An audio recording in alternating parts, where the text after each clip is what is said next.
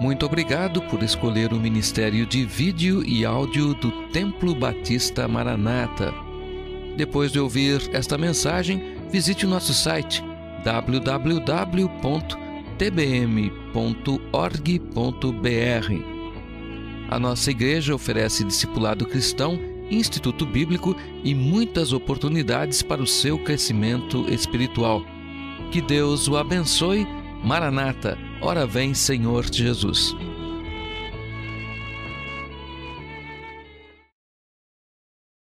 de Gênesis, os capítulos 4 e 5 do livro de Gênesis. Vou pregar uma mensagem hoje no Velho Testamento. Gênesis, capítulos 4 e 5. Enquanto você encontra o texto, nós vamos, antes, nos dirigir a Deus uma palavra de oração. Nosso Deus e nosso Pai, o Senhor tem nos abençoado nesse dia. É uma alegria, Pai, estar na Tua casa e é uma alegria ter comunhão com a Tua palavra. Senhor, nós clamamos pela ação do Teu Espírito Santo em nosso coração. Palavra apresentada por um homem, ela só pode ser vivificada pelo Teu Espírito em cada alma. A espada, ó Deus, bramida e lançada, ela só pode ser viva e eficaz quando o Teu Espírito Santo a toma nas mãos. Por isso nós rogamos, ó Pai, que Ele fale conosco nesta manhã, nos motive e nos instrua para a Tua glória. É o que nós rogamos em nome de Jesus, o nosso Salvador. Amém. Aqueles que puderem colocar-se em pé, por gentileza, vou ler 3 textos no livro de Gênesis. O primeiro texto está no capítulo 4, verso 26.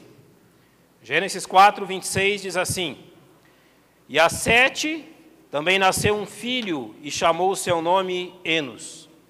Então se começou a invocar o nome do Senhor. Agora no capítulo 5, versículo de número 24.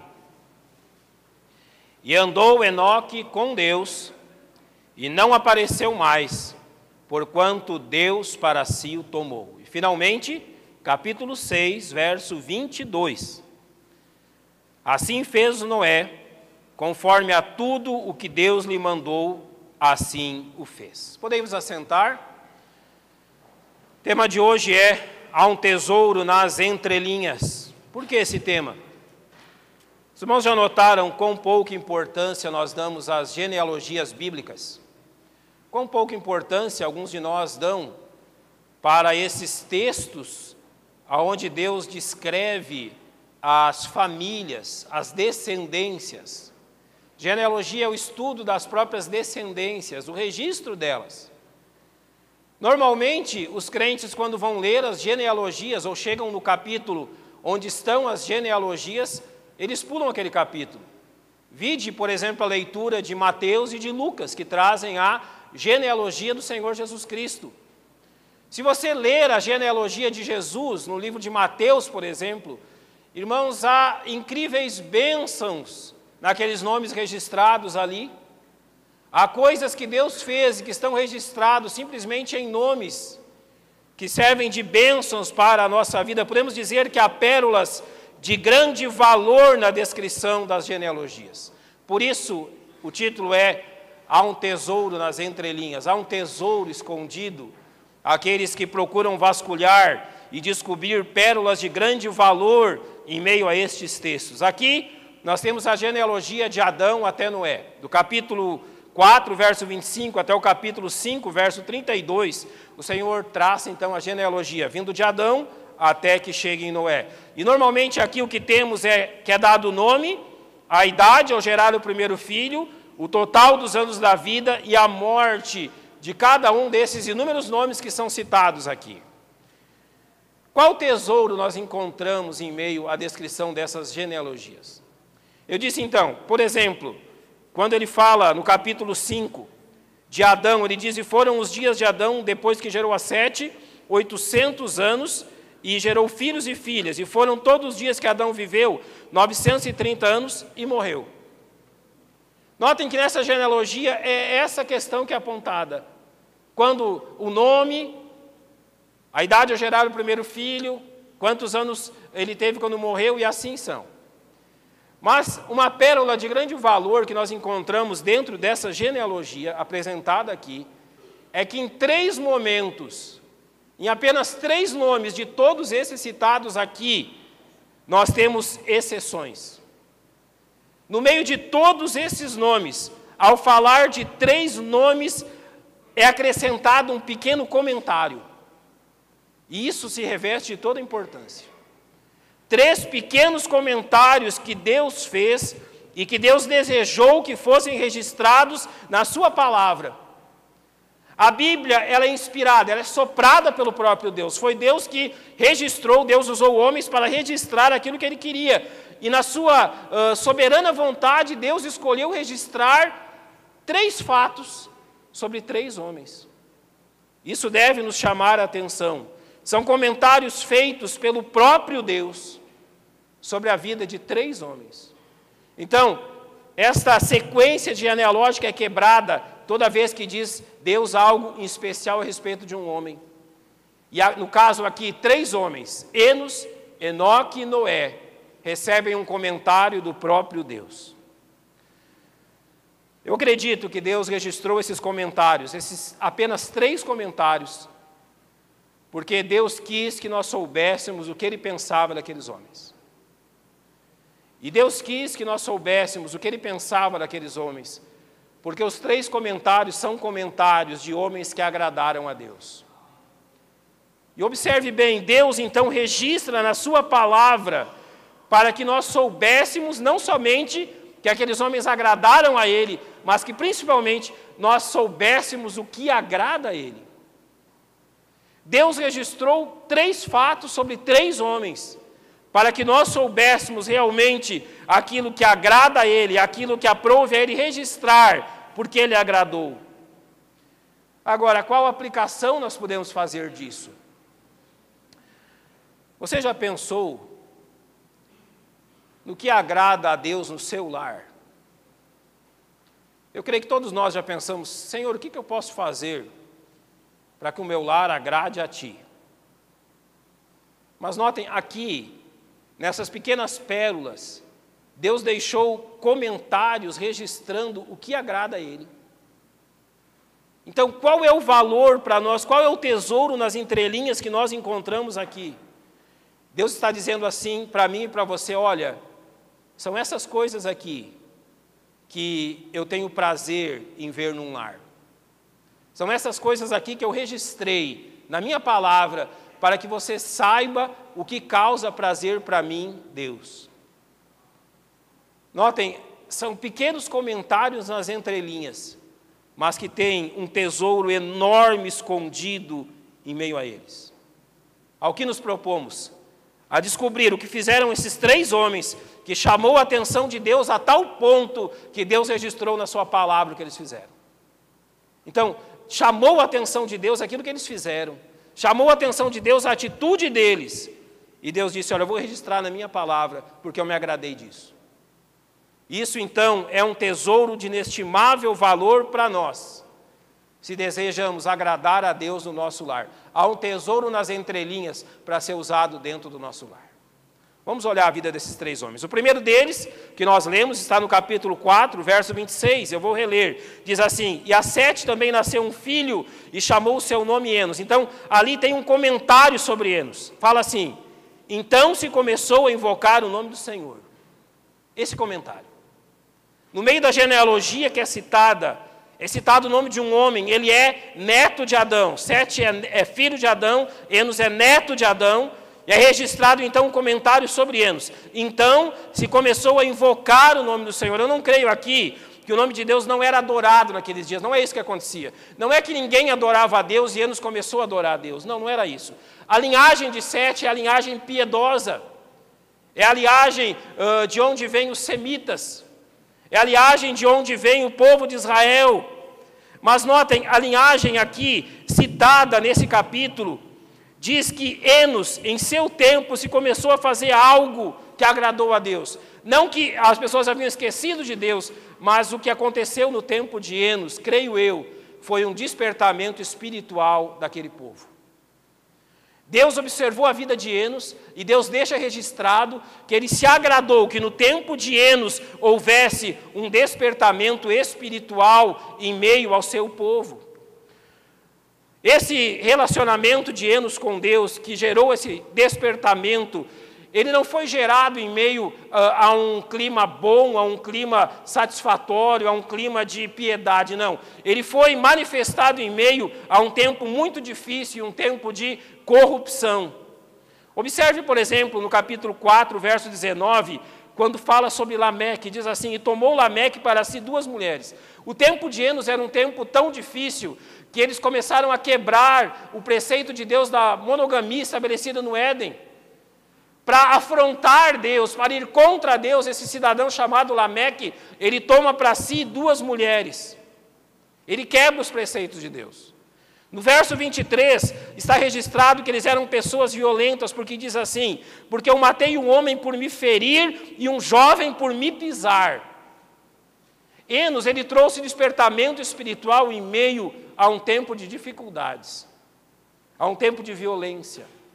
É registrado aqui que ele mata um homem, esse Lameque mata um homem porque esse homem o agrediu, mas depois ele mata um jovem por diversão, simplesmente por isso. A banalização da vida e do valor da vida. Também eles eram homens sem arrependimento e que não desejavam o perdão, porque o capítulo 4, verso 24 diz: 7 vezes Caim será castigado, mas Lameque 70 vezes 7. Ele nota, ele fala que ele não é um homem que se arrepende e não é um homem que busca perdão. Essa é a descendência de Caim. Sabe o que eles criaram? Eles criaram aquilo que nós chamamos de mundo. O sistema mundano de vida. Foi isso que eles criaram. E no meio de um sistema mundano e que era contra Deus, no meio daquela sociedade corrupta, chamou a atenção de Deus um homem que despertou a sua família para invocar o nome dele. Um homem que teve despertamento espiritual no meio de uma sociedade corrupta. Agora, por que o despertamento espiritual agrada a Deus? Eu quero dizer pelo menos 3 coisas. Deus se agrada de despertamento espiritual porque despertamento espiritual envolve arrependimento e abandono do pecado. Quando, por exemplo, Samuel, ele faz uma reforma religiosa em Israel, em 1 Samuel capítulo 7, isso está registrado. Samuel apela ao povo, dizendo: olha, a quem vocês vão servir? A quem vocês vão realmente trabalhar para aquele? E o povo não toma atitude. Mas o despertamento espiritual prossegue.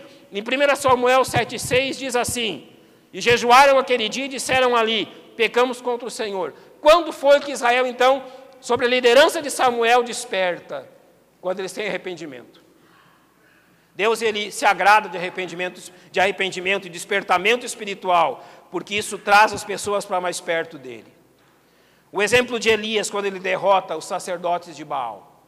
No primeiro momento, Elias chama a atenção do povo: olha, afinal, de que lado vocês estão? Do lado dos sacerdotes de Baal ou do lado do Deus vivo? E ali, o povo simplesmente se cala. Ninguém fala nada. Depois que Elias derrota os sacerdotes de Baal, 1 Reis 18:39 diz o que o povo disse. Eles gritaram assim: só o Senhor é Deus, só o Senhor é Deus.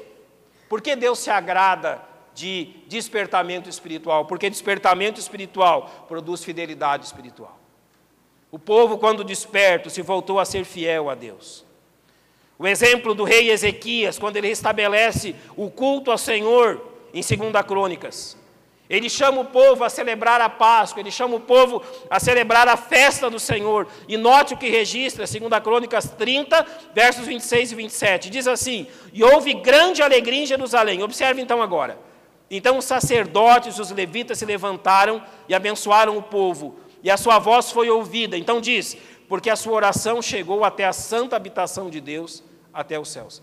Deus, ele se agrada de despertamento espiritual, porque o despertamento espiritual produz uma alegria que chega aos céus. Por que Deus se agradou de Enos? Porque Enos despertou o seu povo para servir ao Senhor. no meio de uma geração corrupta, no meio de uma geração que não se arrependia, no meio de uma geração pecaminosa e que amava o pecado, Deus registra em sua palavra que houve um homem que no seu tempo passou-se a invocar o nome de Deus, que despertou-se para a vida com Deus e despertou-se para as coisas de Deus. Primeira coisa que Deus se agrada de despertamento espiritual.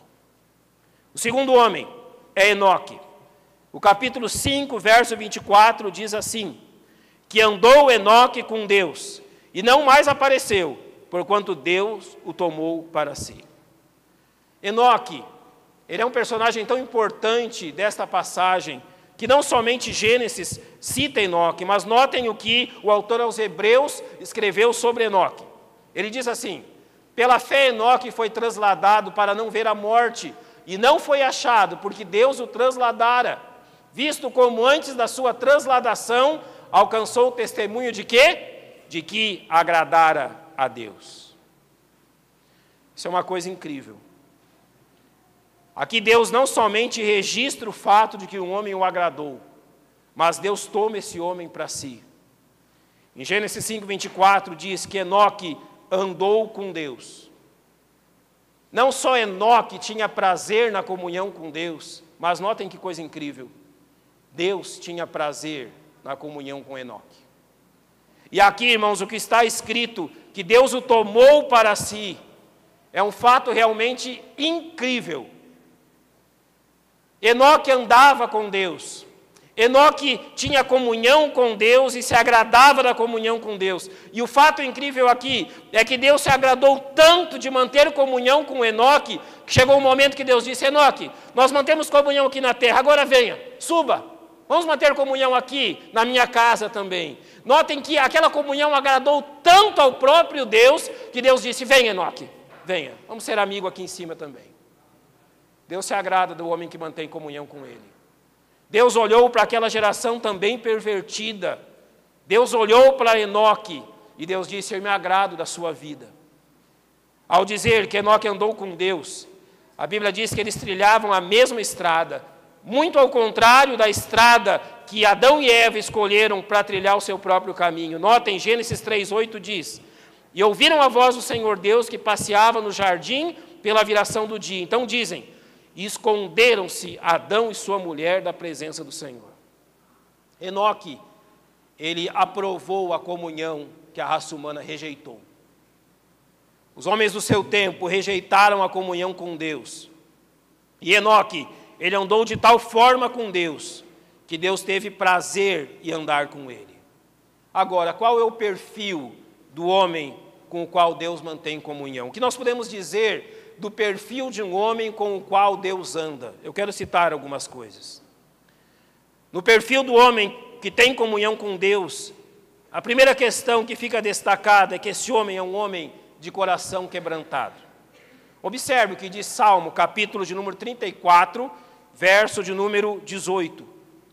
Diz que perto está o Senhor dos que têm o coração quebrantado e salva os contritos de espírito.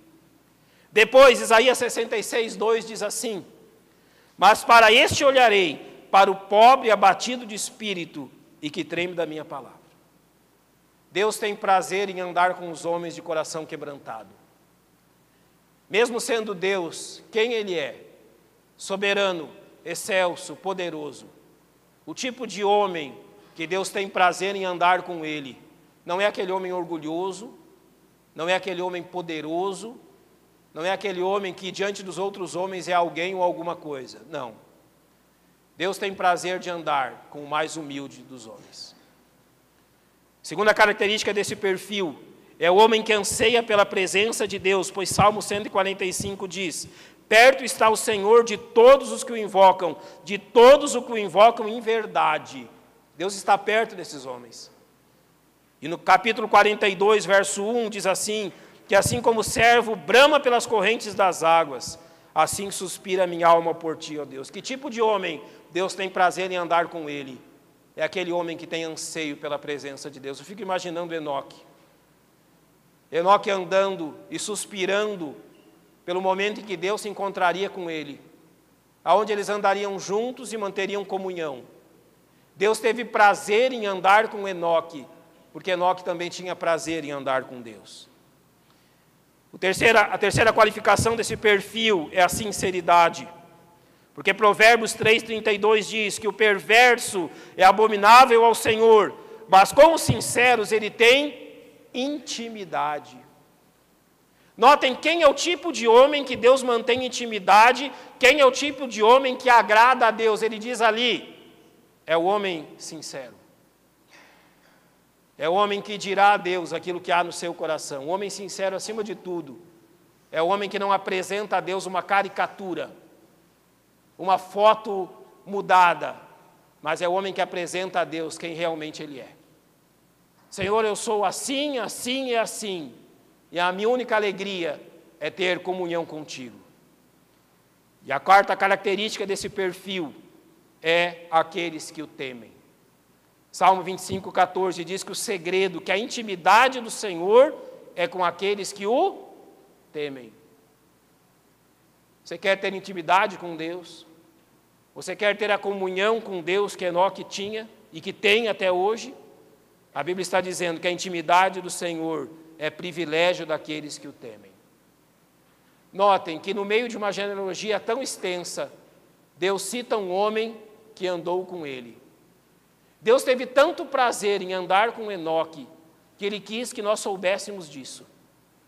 Que Ele registrou na sua palavra o fato de que o seu prazer de andar com Enoque era tamanho, que quando andavam com Enoque nesta terra, Deus o levou ao céu para que continuassem a caminhada lá em cima. E daquele tempo até os dias de hoje, a comunhão entre os dois se mantém. Irmãos, é necessário dizer que eu creio que Deus tem mais prazer na comunhão conosco do que talvez a maioria dos crentes tenha na comunhão com Ele. Deus se agrada da comunhão conosco. Deus se agrada tanto da comunhão conosco. E notem bem, o ser humano tem um desejo tão grande de ser Deus.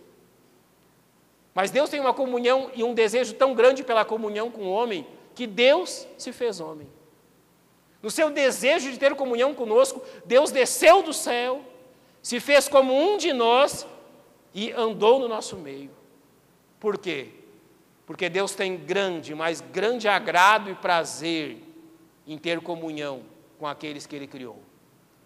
Talvez as suas criaturas não desejem essa comunhão, mas os filhos de Deus, eles devem tanto ansiar por essa comunhão, quanto valorizar a comunhão com Deus. Enoque, ele agradou a Deus na sua comunhão com Ele. O terceiro homem que queremos citar está no capítulo 5, versos 28 e 29, que dizem assim: e viveu Lameque, não aquele Lameque que nós lemos anteriormente, mas aqui o pai dele, pai de Noé, não é? E viveu Lameque 182 anos e gerou um filho, a quem chamou Noé, dizendo: este nos consolará acerca de nossas obras e do trabalho de nossas mãos, por causa da terra que o Senhor amaldiçoou. Novamente aqui, Deus traz um registro sobre um homem, nessa grande genealogia, este homem é Noé. E o registro que traz aqui é da profecia do pai de Noé, mostrando que então Noé trazia consolo à sua descendência. Mas agora, o que havia em Noé que levou Deus a registrar tais coisas? O primeiro fato que nós temos que olhar sobre Noé é o tempo de Noé. Em qual tempo Noé viveu? E a primeira coisa a dizer sobre esse tempo é que Noé viveu num tempo onde o pecado chegou ao seu extremo. Observe o que diz Gênesis capítulo 6, verso 5. Diz assim: e viu o Senhor que a maldade do homem se multiplicara sobre a terra e que toda a imaginação dos pensamentos de seu coração era só má continuamente. Noé viveu num tempo onde a corrupção, onde o pecado, onde a imundícia causada pelo pecado chegou a um tempo insuportável. E notem, os versos 11 e 12 registram: a terra, porém, estava corrompida diante da face de Deus, e encheu-se a terra de violência. Então diz, porque toda a terra havia corrompido o seu caminho, ou melhor, toda a carne havia corrompido o seu caminho sobre a terra. Noé não viveu num tempo fácil. Noé viveu num tempo extremamente difícil, e mesmo assim agradou a Deus. Noé viveu num tempo onde as oportunidades de arrependimento se encerravam. O verso 6 do capítulo 6 diz que arrependeu-se o Senhor de haver feito o homem sobre a terra e pesou-lhe em seu coração. Chegou a tal ponto a condição humana que Deus entristece-se por ter criado o homem. Que Deus então pesa em seu coração o fato de ter criado aquelas criaturas que agora se rebelavam contra ele. Então, podemos dizer que o tempo de Noé é o tempo onde o juízo havia chegado, pois o verso 13 diz: então disse o Senhor a Noé: o fim de toda a carne é vindo perante a minha face, porque a terra está cheia de violência, e eis que os desfarei com a terra. Você consegue identificar um outro tempo semelhante a esse tempo de Noé? Qual tempo você consegue identificar que está parecido com esse tempo aqui de Noé? Hoje. Assim como Noé, nós também vivemos um tempo onde o pecado está chegando ao seu extremo. E notem então o que Jesus disse em Mateus 24, 37. E como foi nos dias de Noé, assim será também a vinda do Filho do Homem. Por que, irmãos, é tão importante saber por que Noé agradou a Deus e por que registrou esse fato em sua palavra? Notem o que diz Gênesis 6:8, que num período tão conturbado, Deus deixou um registro. Noé, porém, achou graça aos olhos do Senhor. Num tempo imundo, num tempo sujo, num tempo podre, Deus concedeu graça a um homem. Deus concedeu graça a Noé. E Deus se agradou tanto desse homem que Ele quis que nós soubéssemos disso. Deus se agradou tanto da vida de Noé que Ele desejou que ficasse registrado em sua palavra que esse homem o agradou e que Deus derramou graça sobre a sua vida. O que havia em Noé que agradou a Deus? O verso 9 diz que Noé era um homem justo. Em meio a uma atitude de Noé, em meio àquela geração perdida, era a atitude de quem não se deixa levar pela vida que o cerca. Notem que o agrado de Deus para com Noé é que Noé era diferente. Não era como aqueles homens. Noé não vivia como aqueles homens.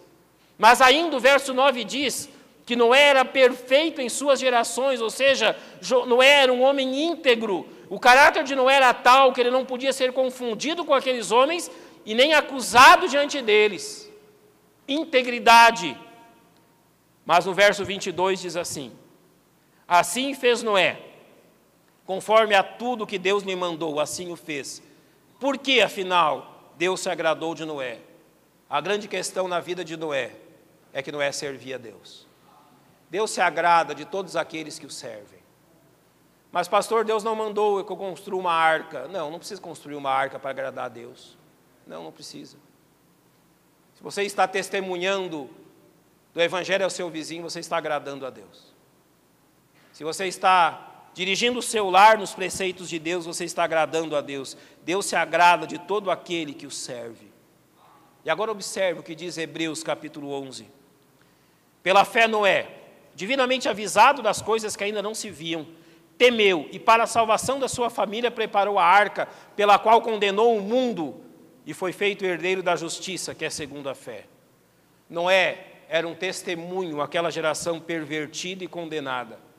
Sua obediência e seu serviço serviram de prova de condenação para aquela raça daqueles dias. Diz aqui que Noé, pela qual preparou a arca, pela qual condenou o mundo. A arca serviu de testemunho. Noé, então, fez isso. E Noé serviu como um testemunho. Concluindo, eu quero aplicar, então, isso que nós vemos na vida desses 3 homens e que chamaram a atenção de Deus. Talvez nós já tenhamos pensado em muitas coisas que poderíamos realizar em nosso lar, a fim de agradarmos a Deus e sermos abençoados pelo Senhor. Mas hoje Deus nos apresentou 3 homens, que Deus olhou para a vida deles e se agradou da vida deles. Se nós desejamos ter um lar que agrada a Deus, creio eu que o melhor caminho é o caminho de imitar aquilo que esses 3 homens fizeram. Se Deus viu isso na vida desses homens e registrou em sua palavra, significa que Deus também deseja ver isso na nossa vida e no nosso lar. Como é um lar que Deus se agrada dele? 3 coisas. É um lar onde há despertamento espiritual. O lar que Deus se agrada é o lar que, mesmo em meio a uma geração corrupta, mundana, imediatista, materialista, as pessoas estão preocupadas com Deus e invocam o seu nome. O lar que agrada a Deus é um lar que mantém comunhão com Ele. Que não apenas comunhão entre os membros do lar, mas a comunhão dos membros do lar é principalmente com o Deus do lar. Em terceiro lugar, um lar que agrada a Deus é um lar onde há serviço e obediência. Aqueles homens, tirando Enoque, morreram. Mas ficou registrado na sua palavra, na palavra de Deus, o que eles fizeram. Eu quero terminar dizendo: Pai, se eu ou você, pai de família, morresse hoje, o que seria registrado sobre nós? O que as pessoas escreveriam na nossa lápide? A lápide daqueles homens é essa. Ficou aqui registrado o que Deus pensou deles. Agora o que Deus está nos perguntando é: quando eu e você, Pai, partirmos, o que as pessoas dirão de nós? Mas principalmente, o que Deus dirá de nós? O que Deus dirá que se agradou do nosso lar? O que Deus registrará no céu que trouxe alegria à sua alma, ao seu coração, dizendo: olha, este lar trouxe-me prazer por isto, por aquilo ou por aquele outro. Pois queremos realmente lares que agradam ao Senhor, é preciso despertamento espiritual, comunhão com Deus e serviço e obediência. Vamos fechar os nossos olhos para nós orarmos.